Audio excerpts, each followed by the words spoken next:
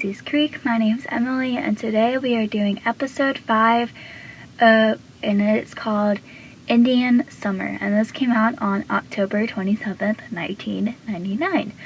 So before we get in, I have 3 things to say. If you have not followed my Instagram, make sure to follow my Instagram, that's Witter and Potter. Make sure to follow my TikTok, that's Pacey and Joey. And lastly, make sure you subscribe to the YouTube channel, that's Jacey's Creek Podcast, and you can also listen there if you want to. So without further ado, let's get into it. So the first scene that we have is of Pacey, and he is all sweaty, completely. And Pacey is talking into a fan, and he is imitating Darth Vader. Luke, I am your father. And Dawson says, Pacey, your mockery is whatever's passing for a breeze. And Pacey says, Dawson, this is going to be as one of those as movie nights ever. And Dawson says, care to explode? Explain. And Pacey says, well, look around you, friend. We're two happening young guys in the prime of our lives who can't find anything better to do than sit in some dark room at the middle of the armpit standing Indian summer and watch old movies. I mean, correct me if I'm wrong, Dawson, but didn't we used to have a couple of cute girlfriends? I love how Pacey looks at that. And Dawson says, it was a long time ago, Pacey, in a galaxy far, far away. And he sighs and says, God, I can't wrap my head around this movie nor stuff. It's like making it very difficult to turn into paper. And Pacey says, well, of course you can't wrap it around your head, Dawson. And Dawson says, excuse me? And Pacey says, well, we're sitting here is a cinema Sagan, no respecting son of slow burn, who would be comfortable in a modern, exploded world populated with the hard boil of anti-heroes and disneyed fairy tales. And Dawson says, you know what?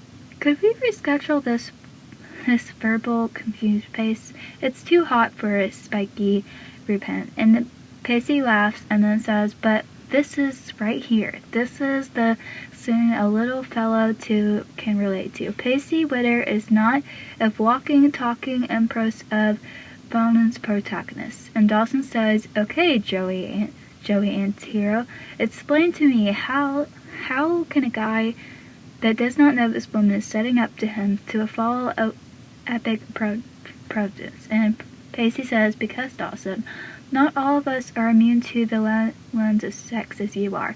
I mean, not all of us would opt for the warm fuzzy intimate connections, let's say, as more natural. You know what I mean? Most of us are just dumb guys happy to sell souls of the slim chance of getting some.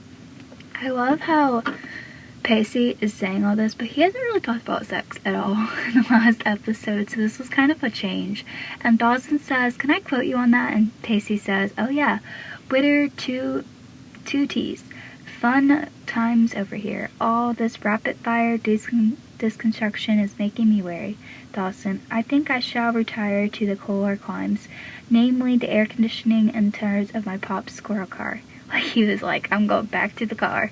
And Dawson says goodnight, and Pacey says, And I just love how Pacey was just in front of this van. And I don't personally like Star Wars. I know a few people that do, but it's not really my thing, and I don't know, it's just not that interesting to me. So then we have scene 1 of Joey, who is at her job, and she is working on the dock when Rob comes up to her. And Rob, the boss, says, come on, Potter, take a break. Hydrate yourself. So Pacey, besides Pacey and Joey's boss, like, no one ever calls her Potter. And Joey says, no thanks, I'm fine. And Rob says, I insist. It's very bad for the Logan family if you heat stroke and die on them. And Joey says, it's nice to know that you care. And Rob says, how could it possibly be this hot at 7:30 in the morning? Which proves that Joey has to get up probably on a Saturday and be like in a heat stroke. And he goes and takes his shirt off, which isn't very attractive. And he says, is this going to offend your delicate sensibilities? And Joey says, I'll be swore with excitement, but seeing you as though I need to see this job to support my sister and nephew, I will choose to look the other way. And Rob says, So, Potter, what do you say? You and me tonight? And Joey says, oh joy, is this the part of our workday where you get appropriate? And Rob says, that depends on what your answer is. And Joey says, my answer? Ask me again in 2 years, when I'm legal. And Rob says, you watch it, Potter. Some other lucky lady is going to take an offer and you are going to stand there with grin envy. Joey says, I think I can live with that possibility. And he sprays her with the hose. I'm like, what the heck? Why are you spraying her with the hose? And Joey says, stop it. And Rob says, why? It's just water. And Joey says, stop it, which no one likes being sprayed with a hose. Like, I got sprayed a hose when I was 5, and I still remember it to this day. My mom said I would forget, but I still haven't forgotten. And Rob says, come on, why are all these teenage girls as you uptight? And Joey says, no, just the ones with the half of the brain. So Rob is that very inappropriate boss who just doesn't know how to stop it, and we all know those guys who just don't take no for a no. And I don't know, it's one of those things when a girl says no, when a guy says no, you should just allow it to be no. Like, you're basically manipulating them if you just continue pressuring them. So then we have the next scene, which is scene 2 of Pacey. And to give you a little background, Doug gave Dawson the brilliant idea to wait in front of a laundromat so that way they could, wait for Eve. And so the scene goes with a park bench, and Dawson and Pacey, not Dawson and Joey, are sitting and talking to each other. And Pacey says, a session is not a pretty thing, my friend. And, can you tell him that to Joey too? Because he was very obsessed with Joey. And Dawson says, come on, doesn't it bother you? And when I mean Joey, I mean Dawson and Joey. And so Pacey says, what? That they don't know all about Eve? And Dawson says, yeah. And Pacey says, let me give you a little lesson from the Witter, Dawson. And Dawson says, oh God. And Pacey says, there are some women that will come into your life into a movie set that is your life, and they'll function solely as a day player. They'll show up, know their dialogue, they'll hit their marks, and occasionally steal a scene or two from you, but they will remain always and forever an inexplicable mystery. I love how Pacey breaks it down as the movie, because he knows that Dawson will understand it best as a movie. And Dawson says, but Eve barred in my life and stirred things up on her own amusement. And Pacey says, correct me if I'm wrong, Dawson, but didn't she try and go still where no girls have gone before? Which is true, which aka means sex. And Dawson says, smile with me, Pacey, smile with me. She works in a strip club, but she doesn't, alright? She says she goes to our school, but she doesn't. She appears, she disappears, she reappears without rhyme or reason. Who the hell is this girl? Pacey says, okay, slimmer down, Dawson. This girl is giving you a meltdown. God. Alright, here's what I propose. You take a little trip down the video store. You want to find her, film noir, right? How about getting one with Max Dano where he really outstandingly threesome with Lee Cat Bell, which is the chick from Starship Trooper. Yeah? Oh, and hey, one more thing. My brother, he gave you the laundromat speech, didn't he?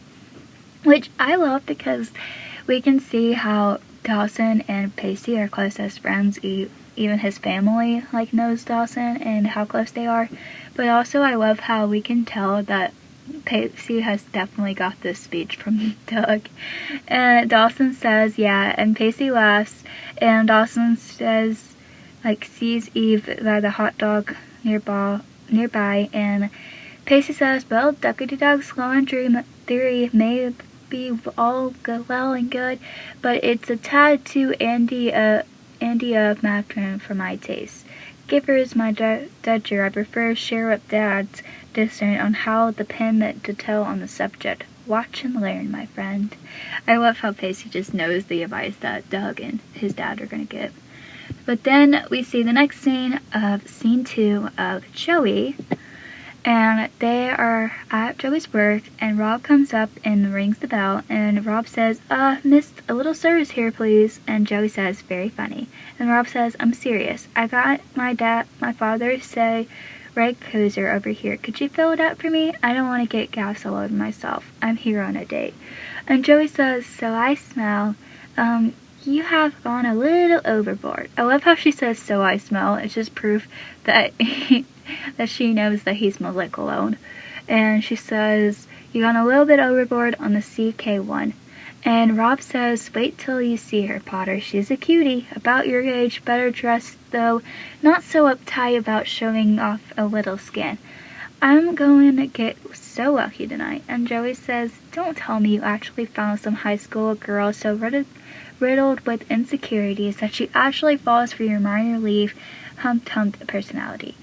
And that's when Annie McPhee walks on the boat, which we know that Joey disapproves of anyone going out with Rob because Rob is basically just like this really creepy guy. And Andy goes, hey Joey, isn't this great? I was at the country club today with my dad because he was thinking about joining and I ran into Rob. And Joey says, I didn't know you two know each other. And Andy says, oh sure, he went to prep school with my brother Tim. Which, that could be one of the reasons why Andy goes out with Rob, but I don't really know if that is or not. And Joey says, so Andy, where's the money bags taking you tonight? All the way down to the Bahamas and back? And Andy says, no, you know, we're just going to the movies. It's too hot to do anything else. And Rob says, well, almost anything else. And Andy says, that's not a sexual overtone, was it? Which, gross, but okay. And Rob says, Andy, not in front of the KID. And Joey says, I'm finished here. And then Rob says, great, here you go, Potter. Buy yourself something pretty. And Joey says, save it for the bail money. And Andy says, okay, let's see what this puppy can do. Bye, Joey. Which I love how she says bail money because she knows that Rob is doing something that's completely illegal. So then we have scene 3 of Pacey. And it goes on the dock where later that night they can see Eve on the boat and she's changing her shirt and then it leaves again. And Pacey says, and then the plot thickens, my friend. Poof. And Dawson clears his throat and says, where are you going? And Pacey says, what, are you giraffe? Man, I'm going after her. That girl is in deep need of following. Come on. Alright? Good. And Dawson says, no, you can go follow her around. I'm going to check out and see what this boat's about. And Pacey says, sure, you thinking much. And then the next scene we have is a Pacey again. And it's where Pacey returns to Doug and Dawson because Doug is like interrogating Dawson. And Pacey says, Duckity Doug in the house. And Doug says, ha ha ha. So I should have known. Where there's smoke, there's my intimidating little brother. I kind of like Doug's and Pacey's relationship, but more in season 3 than season 1. And so Pacey says, Doug, if I had told you once, I told you a million times, despite his temper, appeared my friend Dawson does not play on your team, okay?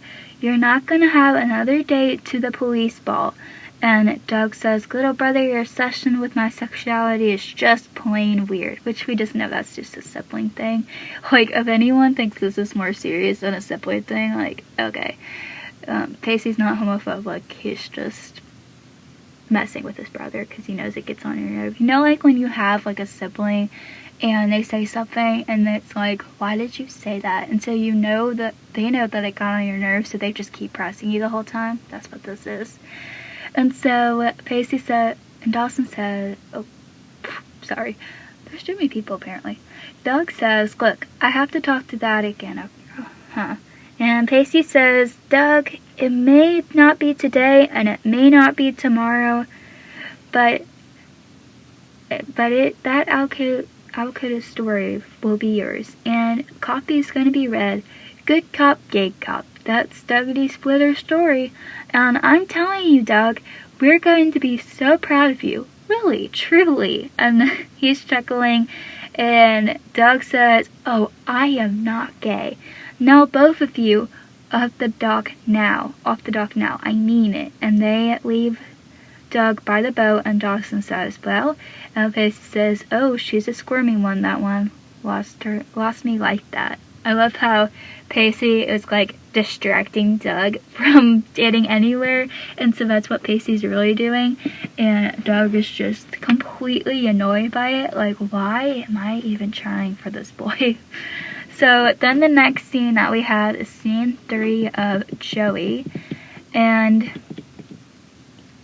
there is only like 2 more scenes of this episode, so it's a little bit short, but it's mostly revolved around Andy and Dawson. So they're at the movie theaters, and Andy is there, and Joey enters and walks up to her. And Andy says, "Oh my God, Joey, what are you doing?" And Joey says, "Oh, it doesn't matter."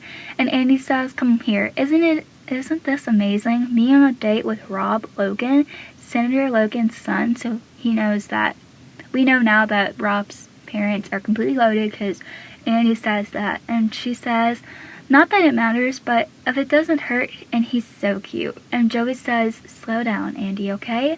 Rob is not a nice guy. Since I started working for him, my life has been one gigantic lead fest.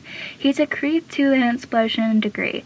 And Andy says, "Okay, Joey, this may come to a surprise as you, but not everyone minds being looked at in a sexual object," which, dang. We know that Andy is trying to get over Pacey, but at the same time, I'm like, Andy, what are you doing? And Joey says, "This guy hits on me on a daily, and the wild variety of creative and not so creative ways. My first day, he walked in on me changing." And Andy says, "Why are you trying to ruin this for me?" And Joey says, "Look, I'm not trying to ruin anything. I just thought that you should know what kind of guy Rob Logan it really is." And Andy says, "Joey, guy is hardly of your expense. I mean, between Dawson and my gay brother, I'm sorry, but it's true. You're exactly so influential when it comes to dealing with guys. Get a grip, okay?" Which, I feel like Andy should have listened to Joey, because at the same time, like, Joey's trying to, like, tell Andy that Rob is not a good guy. Like, there's a lot of things that Rob Logan is, but she's like, Rob Logan is not the guy that you want to be with. And trust me, I should know, because Rob Logan is that type of person that he hits on all the younger girls, and he's been hitting on me, and I think that you should not go with him. And Andy is like, what in the world are you talking about? Like, between my gay brother and Dawson, like, you don't have much experience with guys. So don't go and tell me that I need to be, like, get a grip with, Rob Logan, because this is not it. Like, and Joey's just kind of like, this isn't about me, like, this is about you. And so I feel like when a friend tells you, like, hey, this guy is not it, I'm a lot like this, where I don't listen to them, because I'm like, what do you know? Like, this guy is so nice, so funny, so creative, like, what in the world are you talking about? And I had a friend who told me several times that this guy is not it, and I think you should not be with them.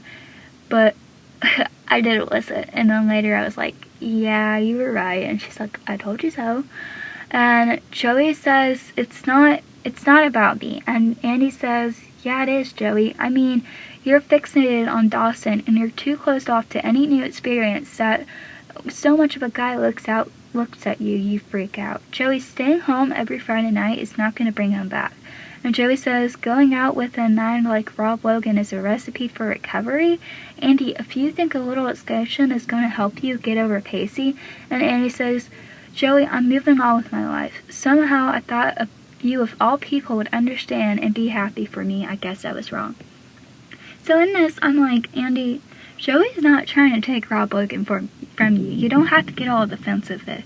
Like, she was getting all defensive about everything that was happening and all this different kind of stuff, but I'm like, girly, no one cares if you're going out with Rob Logan.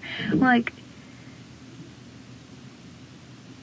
no one cares at the same time. And like I was saying, like, it wasn't really that Joey was, like, trying to tell Andy to stop, but in a sense of a way, she was trying to tell him, like, hey, like, Rob Logan isn't a good guy and you should get over it. So Joey is one of those friends that you honestly want to, like, be friends with because she's protecting Andy so very much. And we see that in the next part of the scene because they're inside the theater and Andy is gonna sit down by Rob and Andy says, "Excuse me, sorry," and Rob's like, "I was getting worried. You missed the previews and the dancing candy." And Andy says, "Sorry, long line, this is gonna be great." And Joey comes in the theater and she makes her way over to sit next to them. And Joey says, "Excuse me, coming through, sorry." And Andy says, "Joey, what are you doing here?" And Joey says, "These are great seats. Regular or diet? I couldn't remember, so I got both." And Andy says, "No, get out of here, now." And Joey says, "Andy, in the light of the day, you psychoanalyze me all you want, but I'm not leaving you here alone with this guy." And Rob says, "What the hell is going on, Potter?" And Joey says, "Do you like nachos? Personally, I find them one of the more disgusting involves in the movie theater," which can I say that it comes up again with Joey and her nacho feelings in season 6. And she continues by saying, "I mean, in all crown stuff, it's not even cheese. You know, the nachos kind of cheese, here they are, try them. I'm sorry, I didn't know." And she gets out a candy box and says, "Oh, this is comedy good. This stuff, goober?" Like, she's like, Like, she's kind of like being a little bit sassy, but at the same time, I love Joey's attitude towards this. She's like, "I'm not leaving you alone because I have no idea what this guy is gonna do in a dark movie theater." Like, if he's hitting on her, like Joey on at work, Joey personally could not imagine what it would be like to sit next to Rob alone in a movie theater when he's like, who knows how old, and Andy is like 16 and she thinks it's okay, which if you are 16 and 18, that's kind of a different story. But when you're 16 and like 22 or 20, like, that is a different story because it is much older. And in this episode, we kind of see, like, finally we see Joey as like a girl who has this type of friendship. Like, we see her kind of making friends with Andy, but at the same time not really. Like, she's standing up for Andy, which I believe this is a lot of, like, progress towards Joey's character, because I feel like in season 1 we saw her make fun of Jen a lot, but in this type of season, like, we see Joey there for Andy, which I feel like Andy really needed. And she was kind of going off the deep end with how everything was with Pacey, and Joey obviously knew what was happening with her and, like, Andy and Pacey, because Joey and Pacey are friends, so therefore it kind of, like, she knows what's going on with everything that's happening with Andy. And obviously Andy was in a mental, like, facility, so it made it a little bit hard for Joey personally to just let Andy go. Like, how can I just let you go if I know that this isn't gonna be right?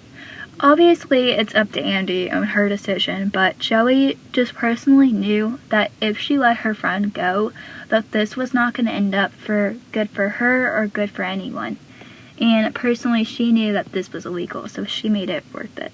So scene 4 of Joey, it cuts to Joey at her work, and Andy comes up to talk to her, and Andy says, "Hey," and Joey says, "Hi, Step Huffy's not here yet.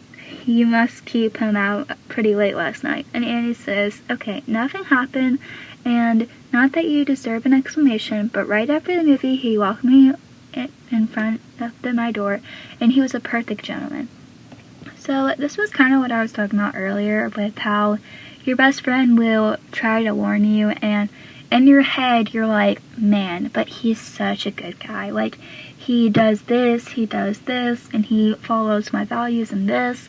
And this is why you should make, like, a value chart, because, like, even Joey's like, how can you like this guy? Like, it's just, like, he's not good for you. Like, he is that type of guy who hits on young girls, and he is gonna keep doing it, even if you two are together. Like, it's not right, and you know it's not right, so why do you keep doing this? And Andy's like, "Please leave me alone, Joey. Like, this isn't your problem, this is my problem."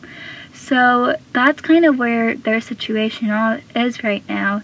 And even though he was a gentleman, and Andy even says, like, he walked me in front of my door, he didn't do anything. Like, yeah, he didn't do anything, but who knows what he's gonna do next time. And that's where Joey's like, yeah, Prince of the Dark. And Rob comes up to them, and Andy says, hey, Rob. And Rob says, slacking on the jaw again, Potter? And Andy says, Joey and I, just girl talk. And Rob says, yeah, I know. So last night, quite a threesome. Only next time, I want to be in the middle. It's kind of those unexpected pleasure, though. I mean, I assumed you were working. Don't we usually stay open till 8 on Fridays? And Joey says, nobody ever comes in after 7. You know that, Rob. And Rob says, just answer the question, Potter. And Joey says, we usually stay open until 8 o'clock on Fridays. And Rob says, you're fired. And Joey says, what? And Rob says, you heard me. That's really why you're fired. And Joey says, oh yeah, that's really why you're fired, because he's like, it's unacceptable to close early without my permission. And Joey's like, that's not why you're firing me, Rob. And Rob says, spare me the adolescent mini drama, Potter. You're fired because you closed early. End of story. And Andy's like, whoa, no, wait. Joey, she can explain. I mean, this is not a big misunderstanding. And Joey says, look, don't bother, Andy. And Rob says, nice working with you, Potter. And Joey says, and Joey starts walking away, kind of just minding her own business. And that's when Rob screams, nice working with you, Potter. And Joey says, you know what, Rob? The day you're out of the whack limbo lands you in so deep that not even your daddy can save your ass. Don't call me as character witness. Rotten hell, which she always tells people are rotten hell. There's actually a movie where Katie Holmes is in, and it's like Secret to Dream or something like that. And in one part of the movie, she does say hell, and I'm like, why does she always say hell? That just came in my mind, and I started laughing at my own joke. So that's the end of this episode. Again, there's not that many scenes. There's only 8 scenes, and there's none with Joey and Pacey, which is very sad. But in another sense, I kind of like this episode because it really does show how much Joey does care for Andy. And maybe it's because of Pacey or maybe something else, but I do have to say how Pacey and Joey do relate to this was because they were both looking out for each other. With Pacey was looking out for Dawson, and Dawson was looking for Eve, and then Joey was looking out for Andy, and Andy was going towards Rob. So there was a lot of things that was happening in this episode with Andy and Dawson, not Joey and Pacey specifically. But it's kind of sad that Joey lost her job because of Andy, and Andy tried to stand up for him. But this is what Joey was trying to warn Andy, he was not a good guy, and she got fired. I know this wasn't really a big deal, but in another sense it was kind of a big deal because she is she said, she is the full provider for her sister and her nephew. Why did Joey lose her job just because of Andy? But I don't think she said anything because she was just trying to maturely walk away from the situation. But in another sense, I'm go Joey for trying to walk away, but then also go Joey for standing up for herself and being no, this isn't right, and you know it's not right to go on younger women, but yet you're doing that. And I don't care if I lose my job, because she's the day that you cannot be saved from your dad is the day that you are going to literally, I want to witness that. And she's rotten hell. And in another sense, I'm there's a lot of things that happen with Joey and Rob. He walked in on her, and luckily we don't really see more of Joey and Rob, but also we see later in the season where Andy does deal with an inappropriate Rob, and she calls Joey crying, and Pacey and Joey have to go over there, which we will discuss later. But also this is one of the build-ups that kind of bring us to that episode. And Also with Pacey, like, this was the last episode we saw with Eve, and luckily we don't have to hear Pacey, like, say anything else, but there wasn't, like, a significant part that I think, like, Pacey, like, joined in, but I do want to say I just got this, like, sibling tension that was going on, and it was pretty funny to watch. And so, that's everything. And so, if you like this episode, please make sure to subscribe on the YouTube channel. That's Jacey's Creek Podcast, where I post every Friday, Saturday, and Sunday. There's also other platforms that you can listen to, such as Spotify, Apple Podcasts. Make sure to review this podcast with kind words, please, only. Make sure you comment, subscribe, share, whatever you need to do. And also, you can catch every episode again on Friday, Saturday, and Sunday. I would love to hear your thoughts on Instagram. That's Witter and Potter. And my TikTok is Pacey and Joey. I hope to see you guys again Friday and Saturday and Sunday. I love hearing your guys' thoughts, so please, please, please, please, please make sure to comment down below. Bye, guys.